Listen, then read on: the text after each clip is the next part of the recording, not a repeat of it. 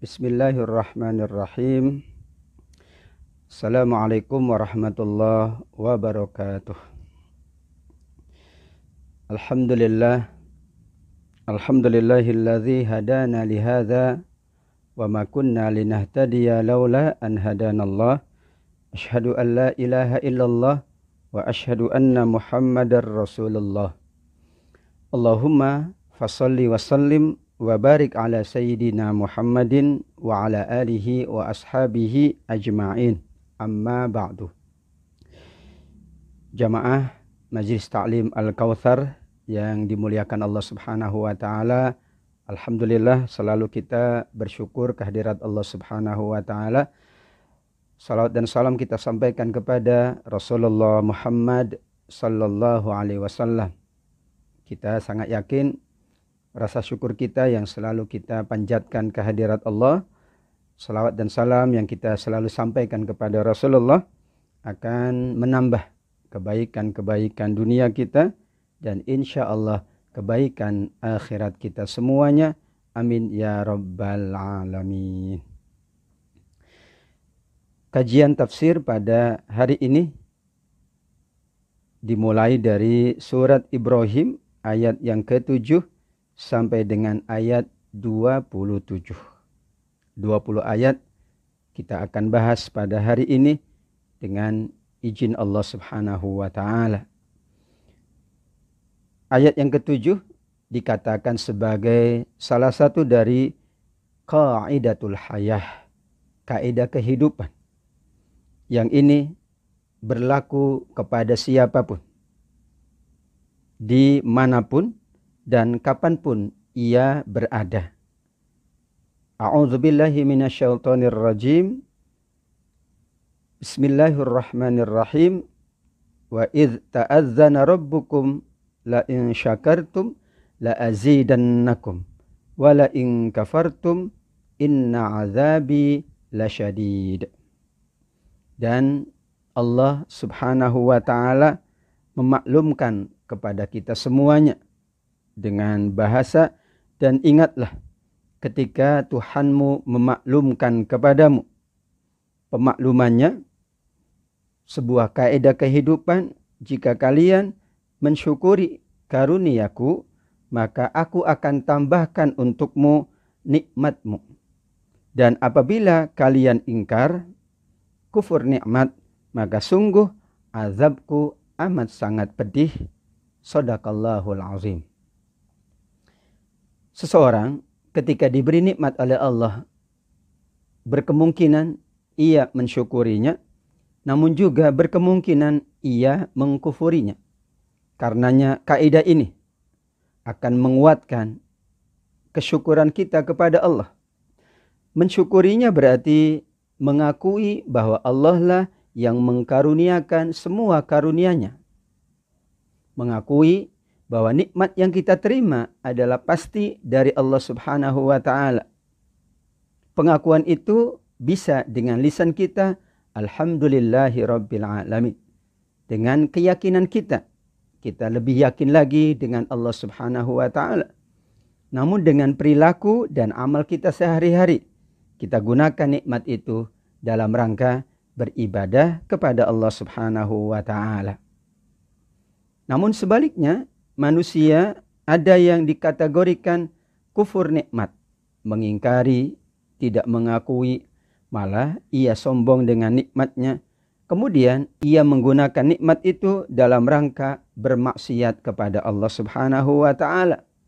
Maka diwanti-wanti oleh Allah, jika kalian kufur nikmat, tidak mengakui, mengingkari, bahkan menjadikannya sebagai sarana kemaksiatan dan perbuatan dosa, maka sungguh azabku amat sangat pedih. Allah menyebutkan jika kalian bersyukur, Allah akan tambahkan. Tapi jika kalian kufur, Allah tidak menyebutnya Allah akan kurangi, tapi amat sangat berat, karena Allah ancam dengan azabnya yang amat sangat pedih. Apakah kesyukuran itu dibutuhkan oleh Allah? Tentu kita katakan tidak. Ayat berikutnya menjelaskan, in takfuru antum wa man fil ardi jami'a. Jika kalian semuanya kufur nikmat, kalian tidak mau meyakini nikmat tersebut, kalian tidak mau beriman kepada Allah, bahkan jika semua yang ada di bumi seluruhnya ingkar kepada Allah, kufur nikmat kepada Allah, maka sungguh Allah tetap maha kaya lagi maha terpuji.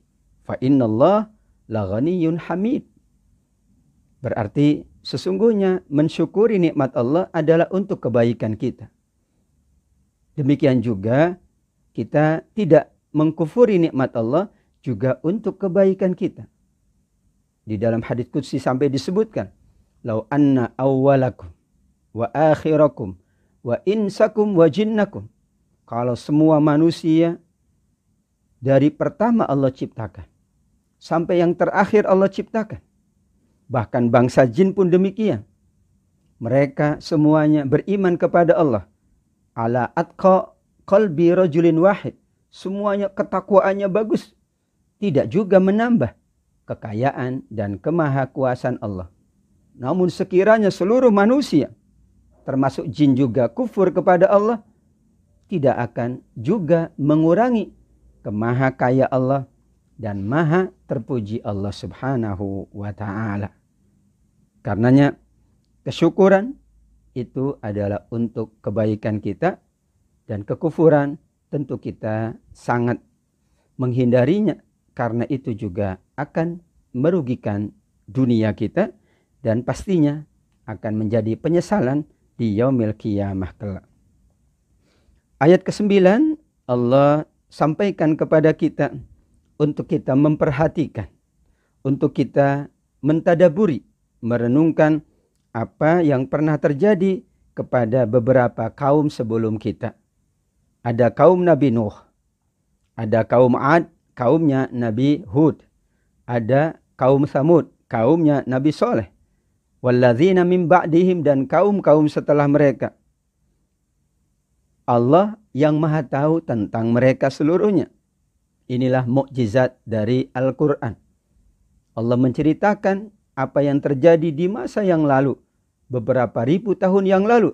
Tentu tidak mungkin manusia mengetahuinya, bahkan Rasul pun tidak tahu, melainkan Allah yang memberitahu. Mereka ini, kata Allah, didatangkan Rasul-Rasulnya. Para Nabi didatangkan dengan membawa bukti-bukti kenabiannya, namun kemudian mereka meletakkan tangan mereka di mulut-mulut mereka, menunjukkan mereka tidak mau menerima. Bahkan mereka juga mengatakan, kami tidak akan pernah beriman kepada engkau, wahai Rasul Allah subhanahu wa ta'ala. Bahkan kami akan mengingkari seluruh utusan-utusan yang diutus kepada mereka. Kenapa? Karena kami tetap ragu dengan apa yang dibawa oleh utusan Allah subhanahu wa ta'ala. Isyarat yang lain, kata para ulama tafsir, faraddu aydiyahum fi afwahihim. Mereka meletakkan tangan mereka di mulut-mulut mereka sebagai tanda kebencian, sebagai tanda kesombongan dan keangkuhan. Na'udzubillahi min zalik. Para rasul pun dengan sabar menjawab apa yang mereka sampaikan. Apakah ada keraguan terhadap Allah, pencipta langit dan bumi? Allah menyuruh kalian untuk beriman dan akan mengampuni dosa-dosa kalian.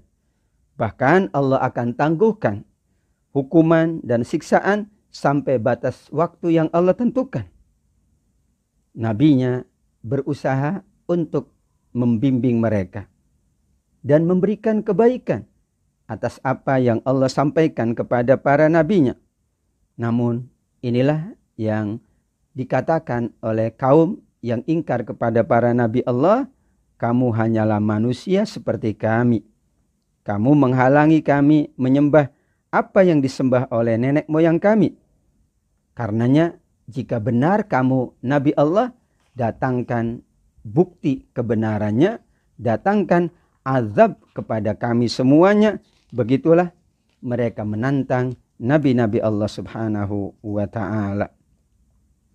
Dengan sabar Nabi menjawab kembali di ayat yang ke-11 bahwa kami hanyalah manusia seperti kalian semua, benar. Bahkan kami berasal dari kalian. Kami juga adalah saudara-saudara kalian. Tapi yang membedakan, Allah karuniakan wahyu kepada kami dan Allah menghendaki beberapa hambanya untuk mendapatkan wahyu. Tentu tidak pantas bagi kami mendatangkan bukti kepada kalian, melainkan itu atas izin Allah Subhanahu wa ta'ala. Mereka meminta bukti, bahkan buktinya adalah diturunkan azab. Para rasul tetap dengan sabar mengatakan, tidak mungkin dan kami tidak mampu menurunkan azab. Yang kalian katakan kepada kami sesungguhnya adalah menantang Allah Subhanahu wa ta'ala. Dan kaidah para Nabi Allah Subhanahu wa ta'ala, wa 'alallah falyatawakkalul mu'minun.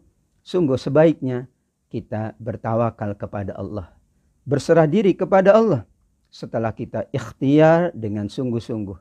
Kami hanya menyampaikan, kami hanya melaksanakan tugas kami dari Allah. Jika kalian tidak mau mengikuti kami, maka kami berserah sepenuhnya kepada Allah Subhanahu wa ta'ala. Para nabi pun mengatakan kepada mereka dalam bentuk dakwah, dalam bentuk mengingatkan. Kenapa kami tidak bertawakal kepada Allah? Padahal Allah lah yang memberikan jalan kepada kami, menunjukkan jalan, dan sungguh kami akan tetap bersabar. Apapun yang kalian lakukan kepada kami, diingatkan lagi dengan tawakal di akhir ayat 12, seperti akhir ayat 11, wa 'alallah falyatawakkalul mutawakkilun, dan kepada Allah semua orang itu bertawakal. Di ayat 11 akhir ayatnya, hendaklah orang-orang beriman bertawakal.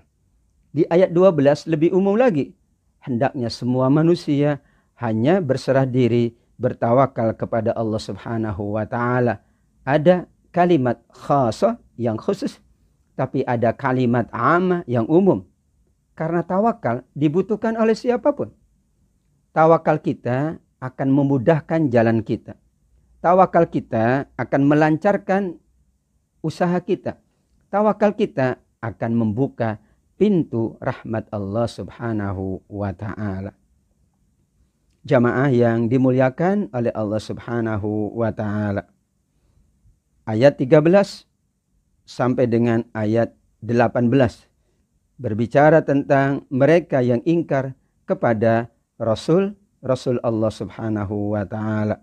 Orang-orang yang ingkar berkata kepada Rasul-Rasul tadi, kami akan mengusir kalian dari negeri kami, atau kamu benar-benar akan kembali kepada kepercayaan nenek moyang kami.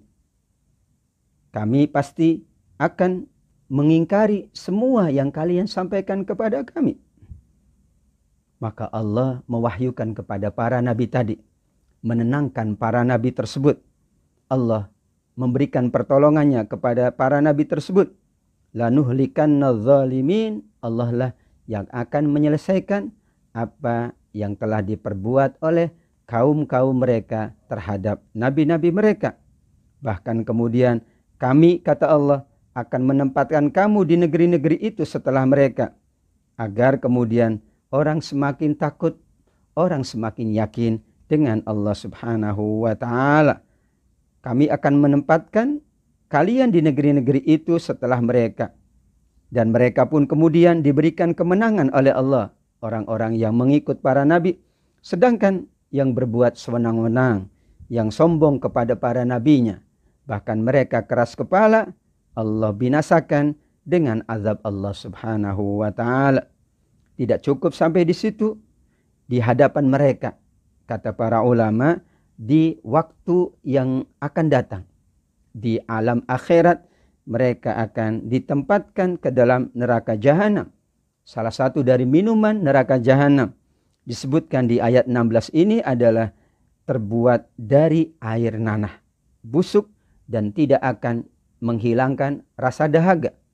Bahkan akan merusak seluruh perut mereka, karena itu minuman yang tidak layak dikonsumsi. Ditambah lagi, mereka akan dipaksa meminum air nanah itu. Mereka pun tidak mungkin mampu menelannya. Kemudian datanglah kematian dari berbagai penjuru. Namun setelah mereka dimatikan oleh Allah, dihidupkan kembali oleh Allah agar semakin berat azab Allah kepada mereka. Na'udzubillah. Tentu kita selalu memohon kepada Allah agar kita terhindar dari murka Allah Subhanahu wa taala. Karenanya kita terus-menerus mensyukuri karunia Allah. Kita tidak mengingkari dan mengkufuri nikmat Allah. Dan kita menjaga agar kita tidak termasuk yang mendustakan Nabi Allah Subhanahu wa ta'ala. Bagaimana perumpamaannya? Ayat 18 dalam bentuk tamthil atau perumpamaan. Perumpamaan orang yang ingkar kepada Allah. Perbuatan mereka nanti ibarat abu yang ditiup oleh angin yang kencang. Tidak ada sedikit pun hasilnya. Nihil. Tidak ada kemanfaatan. Tidak dicatat pahala oleh Allah Subhanahu wa ta'ala. Dalam beberapa ayat yang lain seperti fata morgana. Seperti debu yang berterbangan. Sungguh amat sangat menyesal. Letihnya mereka bekerja. Kepenatan mereka beramal. Tidak dinilai oleh Allah karena mereka mengingkari Allah Subhanahu wa ta'ala. Sama sekali apa yang mereka usahakan di dunia, kata Allah, tidak akan mendatangkan manfaat di akhirat kelak. Kita sholat, kita menunaikan puasa, kita berinfak, bersedekah, kita bermajlis ilmu, kita membaca Al-Quran, kita mentadaburi Al-Quran, itu akan mendatangkan kebaikan dunia kita, dan itu akan menjadi kebaikan akhirat kita pula semuanya. Sungguh rugi kalau orang berbuat tapi dunianya tidak mendapatkan kebaikannya, akhiratnya pun tidak dapat. Merugi pula yang dapat hanya dunia tapi akhirat tidak dapat. Dan sungguh insya Allah kita termasuk yang beruntung. Karena dunia Allah berikan. Dan akhirat pula insya Allah Allah berikan kebaikan kepada kita semuanya. Amin ya rabbal alamin. Ayat 19.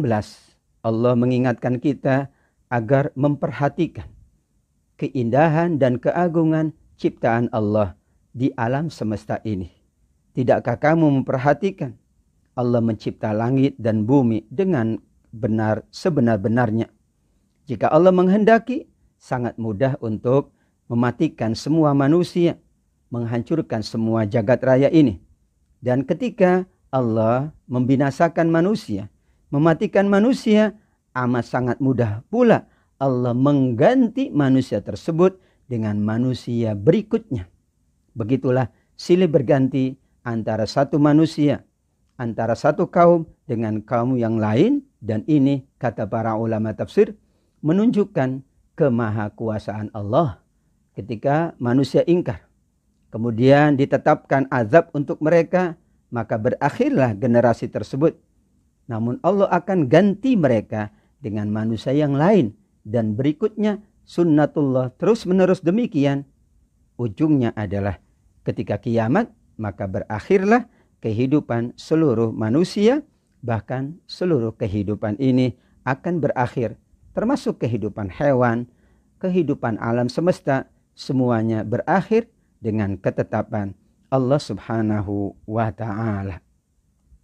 Jamaah yang dimuliakan Allah, mereka semua di padang mahsyar nanti setelah Allah matikan semua, setelah semuanya rusak binasa, seluruhnya mengikuti ketetapan Allah, dihancurkan oleh Allah, semua akan dikumpulkan di padang mahsyar. Masya Allah, padang yang sangat luas. Seluruh manusia dari yang pertama Allah ciptakan sampai nanti yang terakhir Allah ciptakan, semuanya wajib berada di padang mahsyar. Dan bagaimana keadaannya? Tidak beralas kaki. Tidak mengenakan sehelai benang pun. Sehelai benang pakaian pun. Padahal kondisinya amat sangat terik. Amat sangat panas. Matahari berada di atas ubun-ubun kita. Tentu kita tidak dapat membayangkan panasnya, teriknya keadaan tersebut. Namun mereka yang amalnya baik. Mereka yang punya banyak tabungan amal. Sedekah jariyah. Tabungan sholat. Tabungan ibadah, tabungan ketaatan, tabungan kebaikan. Insya Allah akan terasa kebaikan, akan terasa dingin. Karena itu sesungguhnya disesuaikan dengan amal masing-masing. Jika amalnya baik, kebaikanlah yang dirasakan, kenikmatanlah yang dirasakan. Namun jika amalnya buruk, amalnya jahat, maka sekalipun ia mampu di dunia untuk tidak kena panas, untuk tahan panas, tentu tidak akan mungkin ia mampu menahan terik dan panasnya matahari yang berada dekat di padang mahsyar tersebut. Dan setan berkata ketika perkara hisab telah diselesaikan, sesungguhnya Allah telah menjanjikan kepadamu janji yang benar. Setan ketika di dunia menggoda manusia, bahkan ia menjamin bahwa mengikutinya berarti selamat, tidak mengikutinya berarti celaka. Namun pada hari kiamat kelak, sebagaimana Allah sebutkan di ayat 22, justru mereka akan mengatakan, apa yang terjadi pada kalian tidak ada hubungannya dengan kami. Kalianlah yang mengikuti kami. Kami tidak memaksa kalian untuk mengikuti kami. Mereka menyesal. Mereka kemudian menyalahkan sesama antara mereka. Dan itulah setan pun tidak berdaya di hadapan Allah Subhanahu wa ta'ala. Seperti Allah berikan di dunia kemampuan mereka untuk menggoda. Tapi pada saat hari kiamat kelak, mereka pun tidak berdaya. Bahkan mereka menjadi penghuni neraka Allah Subhanahu wa ta'ala dan mereka kekal di dalamnya. Untuk itulah di dalam banyak ayat Allah ingatkan, innasyaiton aduwwum mubin. Sungguh syaitan itu musuh yang nyata. Yang nyata saja kadang-kadang kita tidak menghiraukannya. Bagaimana dengan godaannya? Bagaimana dengan bisikannya? Bagaimana dengan waswasil khannas alladzi yuwaswisu fi sudurin nas. Ada jenis setan yang menggoda di dalam hati kita, yang membisikkan kejahatan, yang merayu dengan rayuan yang sangat besar, yang sangat berat, sehingga kita kadang mendapatkan apa yang mereka inginkan, atau kita tidak berdaya dan mengikuti rayuan setan yang terlaknat tadi. Bagaimana keadaan orang beriman? Tadi dibahas di padang mahsyar. Bagaimana mereka semuanya menyesali. Termasuk setan pun tidak berdaya di hadapan Allah Subhanahu wa ta'ala. Maka sebaliknya. Dan itulah sunnatul Quran. Setelah membahas keadaan calon penghuni neraka, Allah bahas keadaan calon penghuni surga. Kita berharap kita termasuk yang dicalonkan oleh Allah. Dikehendaki oleh Allah. Diizinkan oleh Allah untuk bersama-sama berada di dalam surga Allah Subhanahu wa ta'ala. Amin ya rabbal alamin. Wa udkhilal ladzina amanu wa amilus salihati jannatin tajri min tahtihal anhar khalidina fiha biizni rabbihim tahiyyatuhum fiha salam. Dan dimasukkan orang-orang beriman dan orang-orang beramal soleh ke dalam surga yang mengalir di bawahnya sungai-sungai yang sangat indah. Mereka kekal di dalamnya dengan izin Allah Subhanahu wa ta'ala. Ucapan antar mereka adalah ucapan keselamatan. Alhamdulillah, selamat bagi kalian. Kita pun mendapatkan ucapan selamat dari saudara-saudara kita di dalam surga.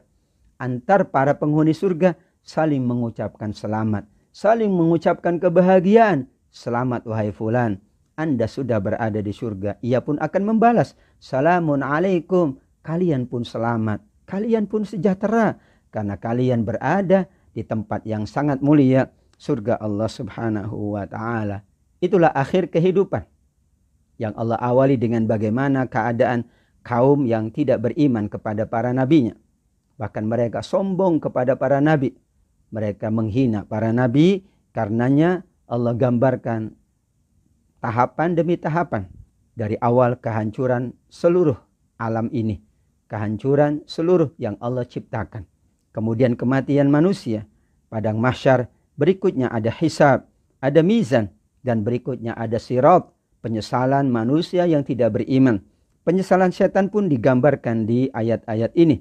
Dan kemudian akhirnya orang beriman. Orang beramal soleh. Layaklah mereka mendapatkan surga Allah Subhanahu wa ta'ala. Dan itulah keselamatan. Itulah kebahagiaan yang paripurna, yang paling puncak bagi kita semuanya insya Allah. Allah Subhanahu wa taala di ayat 24 sampai dengan ayat 25 dan 26 menyebut tentang bagaimana perumpamaan kalimat yang baik dan perumpamaan kalimat yang buruk. Kata para ulama, ucapan manusia, kalimat yang terlontar dari manusia, ada disebut kalimat yang baik, kalimat thayyibah, namun ada disebut kalimat yang buruk, kalimat khabithah, kalimat yang keji, kalimat yang tidak sedap didengar. Untuk itulah Rasulullah SAW menyebutkan bahwa nanti para penghuni surga yang terbanyak, kenapa mereka masuk ke dalam surga adalah takwa kepada Allah dan juga akhlak yang mulia. Salah satu dari bukti akhlak yang mulia adalah al-lisan, ucapan yang baik. Man hafadha baina lihyaihi wa baina fakhidaihi dhamintu lahu jannah, atau admanu lahu jannah dalam riwayat Muslim. Orang yang mampu menjaga lisannya, yang ia keluar hanya ucapan yang baik, hanya bacaan Al-Quran, hanya zikir, hanya nasihat, hanya kebaikan-kebaikan, hanya motivasi, hanya wasiat-wasiat yang mulia, maka ia layak dijamin oleh Rasul Shallallahu Alaihi Wasallam surganya. Namun sebaliknya tentunya, yang lisannya maaf keji, yang lisannya suka menebar fitnah, yang lisannya tidak dijaga dari kalimat-kalimat yang tercela, kalimat yang buruk, maka akan digambarkan di ayat 25. Kita awali dari ayat 24. Alam tara kaifa daraballahu mathalan kalimatan thayyibah kasyajaratin thayyibatin asluha thabitu wa far'uha fis sama'. Tidakkah kamu perhatikan bagaimana Allah membuat perumpamaan kalimat yang baik? Bahasa Arabnya kalimatun thayyibah. Sebagian ulama tafsir memahami kalimat thayyibah yang paling tinggi adalah betul la ilaha illallah. Di dalam hadis Rasul sallallahu alaihi wasallam mengingatkan al-imanu bid'un wa sittuna syu'bah atau bid'un wa sab'un. Sungguh iman itu ada 60 atau 70 cabang lebih. Paling tinggi adalah qaulu la ilaha illallah. Itulah kalimat thayyibah. Dan paling rendah adalah saat seseorang mau membuang yang mengganggu perjalanan manusia, yang mungkin menyakiti, yang mungkin mencelakakan apapun bentuknya. Dahulu duri dikatakan, tapi sekarang tentu semuanya yang mengganggu perjalanan, yang mengganggu kenyamanan, dan mungkin mencelakakan manusia. Ketika seseorang mau mengambilnya dan membuangnya, tentu di tempat yang telah ditentukan, maka ia termasuk kategori iman. Begitulah kalimat thayyibah. Ada yang memaknai kalimat thayyibah adalah ungkapan-ungkapan nasihat, an-nasoih, nasihat, wejangan, ya. Kemudian motivasi yang baik, ajakan-ajakan kepada kebaikan, ya. Kemudian sharing kebaikan yang di-share di media sosial, kebaikan-kebaikan, itu akan menjadi kalimat thayyibah. Dan bagaimana kalimat thayyibah? Allah membuat perumpamaan kalimat yang baik itu seperti pohon yang baik. Bagaimana pohon yang baik? Akarnya amat sangat kokoh, tapi cabangnya menjulang ke langit. Satu, kita beramal baik, maka amal itu akan melahirkan kebaikan. Terus kebaikan itu akan beranak pinak kebaikan. Bukankah yang Allah catat tidak hanya yang kita kerjakan, tapi yang dikerjakan oleh orang lain, manakala orang itu mengerjakannya karena kita, lantaran nasihat kita. Mungkin kita kasih bekal sehingga dia dapat beribadah. Kita kasih harta agar dia bisa menunaikan umroh misalnya. Maka yang memberikan harta itu juga mendapatkan kebaikan. Beranak pinak. Belum lagi Masya Allah, anak soleh yang mendoakan orang tuanya. Berarti dia mendapatkan tambahan lagi pahala dari Allah yang tidak diputus, kata Rasul Sallallahu Alaihi Wasallam. Kita menyiapkan tempat orang menggunakannya untuk ibadah. Kita menyiapkan sarana orang menggunakannya untuk beramal soleh. Untuk majelis ilmu, untuk zikir. Kita menyiapkan sarana prasarana orang mampu beribadah. Semuanya akan menjadi seperti pohon. pohon yang berbuah, yang menjulang tinggi cabang-cabangnya, bercabang yang banyak. Bahasa kitanya beranak pinak. Kita puasa, kemudian kita mendapatkan pahala dari puasa. Kita memberikan sedekah ketika kita puasa, bertambah lagi pahala kita. Menyiapkan hidangan untuk orang berbuka, bertambah lagi. Mengingatkan saudara-saudara kita, sahabat kita berpuasa, bertambah lagi. Terus pahala itu adalah ibaratnya beranak pinak. Maka yang harus kita lakukan adalah terus-menerus kita berusaha agar kemudian apa yang kita lakukan itu berbuah kebaikan-kebaikan. Allah menambah lagi perumpamaan kalimat yang baik di ayat 25. Tu'ti ukulaha kullahinin bi'idni rabbiha. Pohon itu menghasilkan buahnya pada setiap waktu. Tidak pakai musim.